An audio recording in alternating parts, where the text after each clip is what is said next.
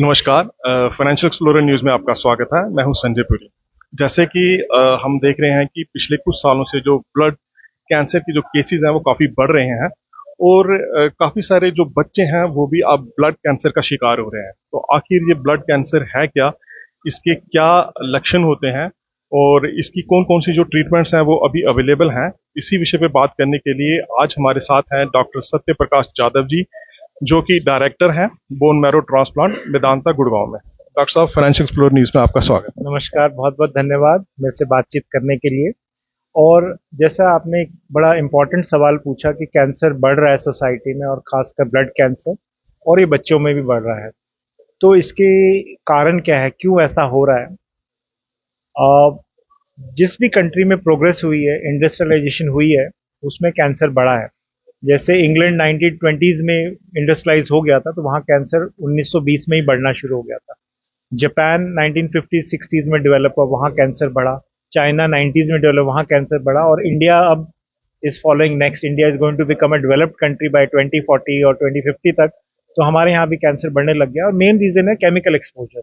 जब भी कंस्ट्रक्शन होती है, इंडस्ट्रियलाइजेशन होती है, हमारे रिवर्स में केमिकल्स डलते हैं। वो केमिकल्स, हम सब्जियां खाते हैं, वो केमिकल्स हम तक पहुंचते हैं। क्रॉप्स में पेस्टिसाइड यूज होते हैं।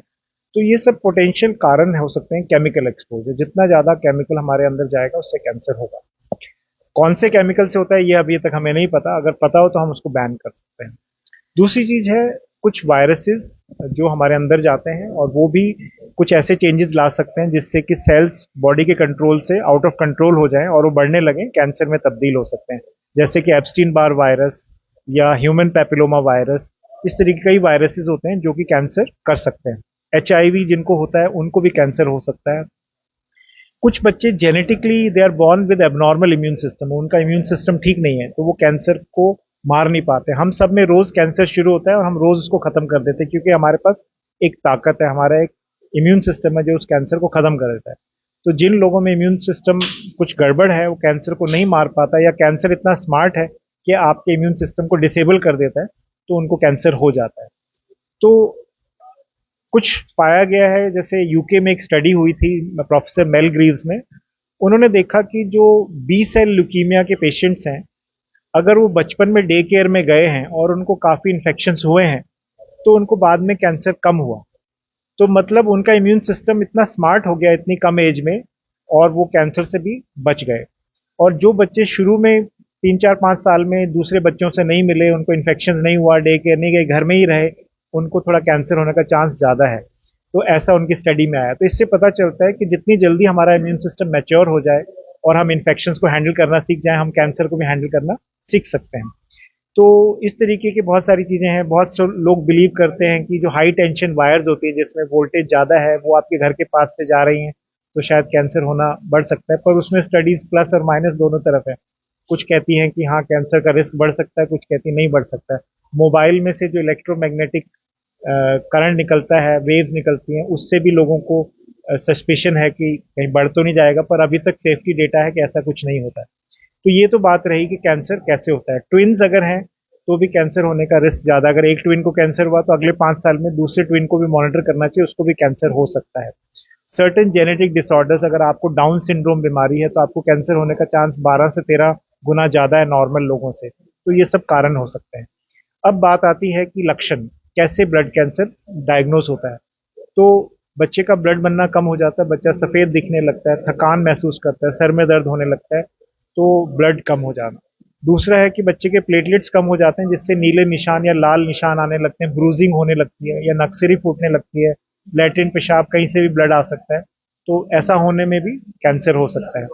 तीसरा, व्हाइट सेल्स की कमी की वजह से बार बार बुखार होता है, इन्फेक्शन होता है, जिससे कि बच्चा एडमिट होता है, एंटीबायोटिक्स की जरूरत पड़ती है, तो वो भी ब्लड कैंसर का लक्षण हो सकता है।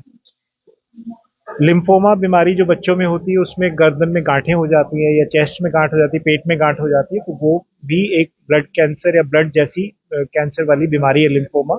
और उसका भी इस तरीके से डायग्नोज हो सकता है। फिर आए ट्रीटमेंट पे। तो ब्लड कैंसर की ट्रीटमेंट ज्यादातर बच्चों में दो टाइप के ब्लड कैंसर होते हैं: एक्यूट लिम्फेटिक ल्यूकीमिया ALL और एक्यूट माइलॉइड ल्यूकीमिया। और ओवरऑल ALL बीमारी ज़्यादा कॉमन होती है। 80% बच्चों को एक्यूट लिम्फेटिक ल्यूकीमिया होता है, जिसमें आज की डेट में 90% से ज़्यादा बच्चे हमेशा के लिए क्योर हो जाते हैं कीमोथेरेपी से, दवाइयों से, कैंसर की दवाई से। तो बहुत अच्छा ट्रीटमेंट है, सब लोगों को ट्रीटमेंट कराना चाहिए और उससे क्योर हो जाते हैं। पर 10% बच्चे जो ना ठीक हो पाए या कैंसर कीमोथेरेपी से ना ठीक हो, उनमें बोन मैरो ट्रांसप्लांट एक अच्छा इलाज है जिससे कि ये ठीक किया जा सकता है। बोन मैरो ट्रांसप्लांट में एक डोनर चाहिए, एक ब्रदर सिस्टर जो फुली मैच्ड हो या फैमिली के बाहर कोई डोनर हो जिसका bone marrow same to same हो, तब हम उसको बोन मैरो ट्रांसप्लांट कर सकते हैं। बोन मैरो ट्रांसप्लांट में हम पेशेंट को हाई डोज कीमोथेरेपी देते हैं या रेडिएशन देते हैं जिससे उसका कैंसर खत्म कर दिया जाए, और एक नया बोन मैरो डालते हैं जो कि कैंसर को जड़ से खत्म कर दे और आप ठीक हो सकते हैं। तो डॉक्टर साहब जब बोन मैरो ट्रांसप्लांट करते हैं क्या उसकी भी कोई कॉम्प्लिकेशंस होती हैं, जो साइड हाँ। इफेक्ट्स? सो बोन मैरो ट्रांसप्लांट ज्यादातर वेल टॉलरेटेड होता है, पर कुछ लोगों में 4 तरीके की कॉम्प्लिकेशंस हो सकती है। एक है rejection of the new sales, जो हमने बोन मैरो डाला उसको बॉडी एक्सेप्ट ना करे, तो अगर नए सेल्स रिजेक्ट हो जाए तो उससे कॉम्प्लिकेशंस हो सकती है। दूसरा चीज है इन्फेक्शंस होना, क्योंकि आपकी इम्यूनिटी 2-3 महीने काफी कम रहती है, तो आपको इन्फेक्शन से बचाना होता है। कोई भी वायरस, बैक्टीरिया, फंगस आपको काफी परेशान कर सकता है, तो वो सब इंस्ट्रक्शंस दी जाती हैं कैसे केयर करना है, कैसे ध्यान रखना है, और लोगों से मिलना नहीं होता है और खाने पीने में कुछ चेंजेस करने होते हैं, सफाई का ध्यान रखना होता है। तीसरी कॉम्प्लिकेशन है डोनर सेल्स का reaction, graft versus host disease. जो हमने नया बोन मैरो डाला है वो पहचान सकते हैं मेरा शरीर नहीं है, तो वो रिएक्शन कर सकते हैं, चमड़ी में रिएक्शन कर सकते हैं, पेट में रिएक्शन की वजह से डायरिया हो सकता है, लिवर में रिएक्शन की वजह से जॉन्डिस हो सकता है। चौथी कॉम्प्लिकेशन है कि ट्रांसप्लांट के दौरान जो दवाइयाँ इस्तेमाल होती हैं उनसे लिवर, किडनी वगैरह कई बार कमजोर पड़ सकते हैं, उससे भी कई बार खतरा हो सकता है। पर ज़्यादातर बच्चे ट्रांसप्लांट अच्छा टॉलरेट करते हैं और आराम से सक्सेसफुल ट्रीटमेंट हो जाता है। इसके अलावा जो लोग बोन मैरो ट्रांसप्लांट से ना ठीक हों उनके लिए और नई ट्रीटमेंट आ गई है, उसको बोलते हैं cell therapy, CAR T cell therapy. इसमें हम क्या करते हैं, बी सेल ल्यूकीमिया के लिए ट्रीटमेंट अवेलेबल है। हम पेशेंट के इम्यून सेल्स बाहर निकालते हैं, उनको बोलते हैं टी लिम्फोसाइट्स। उनको हम लैब में जेनेटिकली मॉडिफाई करते हैं कि वो कैंसर को टारगेट कर सकें, जाके कैंसर सेल पे चिपक सके और कैंसर सेल को मार सकें। तो बी सेल ल्यूकीमिया के अंदर एक प्रोटीन होता है CD19, उसके खिलाफ हम वो टी लिम्फोसाइट्स को टारगेट करने के लिए तैयार कर देते हैं और उनको सेल्स को वापस डालते हैं बच्चे के अंदर, और उससे कैंसर हमेशा के लिए खत्म हो जाता है। तो ये एक नया ट्रीटमेंट है जो बी सेल ल्यूकीमिया और लिम्फोमा में कामयाब हो चुका है। इंडिया में 150 से ज़्यादा पेशेंट्स को ट्रीटमेंट मिल चुका है और अभी अवेलेबल है। अभी फिलहाल ये 15 साल प्लस की एज में अप्रूव्ड है और अवेलेबल है, बट आने वाले दिनों में साल भर के बाद मेरे ख्याल से छोटे बच्चों के लिए भी अवेलेबल हो जाएगा। और आज ये 2 बीमारियों को टारगेट कर रहा है, आगे हम और बीमारियों को भी कार टी सेल थेरेपी से टारगेट कर सकेंगे, जैसे ब्रेन ट्यूमर, ओवेरियन ट्यूमर, कई तरह के कैंसर। तो cell therapy is the future, जिससे कैंसर को हम ठीक कर सकते हैं। तो डॉक्टर साहब इन थेरेपीज के बाद क्या जो बच्चे हैं वो अपनी नॉर्मल रूटीन की लाइफ Yes. दोबारा से वेरी गुड। जी सकते हैं, और इसमें रिकवरी रेट कितने परसेंट है? तो जैसे मैंने बताया कि ज़्यादातर बच्चे आज की मॉडर्न ट्रीटमेंट से हमेशा के लिए ठीक हो जाते हैं, उनको याद भी नहीं रहता कि उनकी कीमोथेरेपी हुई थी। जैसे अब मेरे कई पेशेंट डॉक्टर बन चुके हैं, इंजीनियर्स बन चुके हैं, जॉब कर रहे हैं, शादी कर चुके हैं, तो they are big and they are doing very well. और जब वो मेरे से मिलने आते हैं उनको मेरी शक्ल भी याद नहीं होती, क्योंकि कोई 2 साल का था, कोई 3 साल का था, तो दे डोंट इवन रिमेंबर। उनके पेरेंट्स को याद है, वो कहते हैं ये आपके डॉक्टर हैं, और उनको याद नहीं है। तो दे डोंट रिमेंबर एनीथिंग। वो सब इन सब से बाहर निकल के एक अच्छी स्वस्थ लंबी जिंदगी जीते हैं। पर फिर भी हर दवाई के कुछ लॉन्ग टर्म साइड इफेक्ट्स होते हैं, तो जो कीमोथेरेपी मिलती है ट्रीटमेंट में, या रेडिएशन मिलती है, या ट्रांसप्लांट का इलाज होता है, तो लॉन्ग टर्म साइड इफेक्ट्स के लिए हर 5 साल में उनको अपने डॉक्टर से मिलना चाहिए, ताकि वो देख सकें कि हाउ दे आर डूइंग, उनको कोई प्रॉब्लम तो नहीं हो रही ट्रीटमेंट की वजह से, और अगर है तो उसके लिए वो उनकी हेल्प कर सकते हैं। तो साइड इफेक्ट्स के लिए वॉच आउट करना चाहिए, पर ज़्यादातर लोग हेल्दी रहते हैं and they live a long and healthy life. तो दैट्स व्हाट वी एक्सपेक्ट। तो डॉक्टर साहब जैसे आपने बोन मैरो ट्रांसप्लांट की बात की, तो जो इसमें जो डोनर हैं तो वो जब अपना डोनेट करेंगे तो बोन मैरो, तो क्या उनको कोई कॉम्प्लिकेशंस होगी, या जब वो उसके बाद बहुत आफ्टर अच्छा डोनेशन सवाल वो है, नॉर्मल क्योंकि रहेंगे? बहुत सारे लोगों को डर लगता है कि क्या हम बोन मैरो डोनर बन सकते हैं, इससे हमारी जान को कोई खतरा तो नहीं है। तो पहली बात तो मैं बताना चाहता हूँ, जीरो खतरा है। बोन मैरो जो भी देना चाहता है उसको कोई खतरा नहीं है। बोन मैरो डोनेशन के 2 तरीके हैं। एक तो है कि हम बोन में से डायरेक्ट बोन मैरो निकालें, उसके लिए हम एनेस्थीसिया देते हैं। जो डोनर है उसको ऑपरेशन थिएटर में बेहोश करके सुला दिया जाता है एनेस्थीसिया में, और फिर हम हड्डी में निडल डाल के बोन मैरो को निकालते हैं। आधे पौने घंटे का प्रोसीजर होता है। 100-200 ग्राम बोन मैरो निकाला जाता है, ब्लड के जैसा होता है, एक पैकेट में इकट्ठा किया जाता है और फिर पेशेंट को चढ़ा दिया जाता है। और इससे कोई किसी को प्रॉब्लम नहीं होती क्योंकि वो सो रहे होते हैं, जब जगते हैं उनको पता भी नहीं चलता। दूसरा एक नया तरीका है जिसमें कि हमें बोन में निडल डालने की जरूरत नहीं है। हम कुछ इंजेक्शंस देते हैं डोनर को, जिससे उसके बोन मैरो सेल्स 10 गुना बढ़ जाते हैं और वो ब्लड में आ जाते हैं हड्डियों में से निकल के। और फिर हम उसको एक मशीन से कनेक्ट करते हैं, एफेरेसिस मशीन, जिसमें एक तरफ से ब्लड मशीन में जाता है, दूसरी तरफ से वापस आ जाता है, जैसे डायलिसिस मशीन होती है। और मशीन उस ब्लड को घुमाती है और उसमें से बोन मैरो स्टेम सेल्स को एक पैकेट में इकट्ठा कर लेती है और वो हम फिर पेशेंट को दे सकते हैं।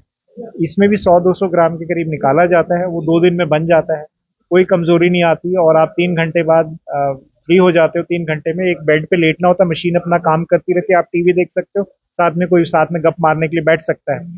और एक बहुत अच्छा काम है, आप किसी की जान बचा सकते हो। तो बोन मैरो डोनर बनना एक बहुत अच्छी चीज है। आजकल बहुत स्मॉल फैमिलीज हैं तो सगे भाई बहन डोनर मिलना थोड़ा मुश्किल काम रहता है, 1 या 2 बच्चे हैं लोगों के। पहले जमाने में 5-6 बच्चे होते थे तो बहुत अच्छा चांस था कि कोई एक भाई बहन फुल मैच डोनर निकल आएगा। तो जब फैमिली में डोनर नहीं है तो हम फैमिली के बाहर डोनर ढूंढ सकते हैं। तो बहुत सारे लोग अपना बोन मैरो डोनेट करना चाहते हैं, तो उसके लिए अनरिलेटेड डोनर रजिस्ट्रीज हैं। इंडिया में दात्री रजिस्ट्री है चेन्नई में, जहां 5 लाख लोग रजिस्टर्ड हैं। डीकेएमएस इंडिया एक और रजिस्ट्री है जिसमें 2 लाख के करीब लोग रजिस्टर्ड हैं।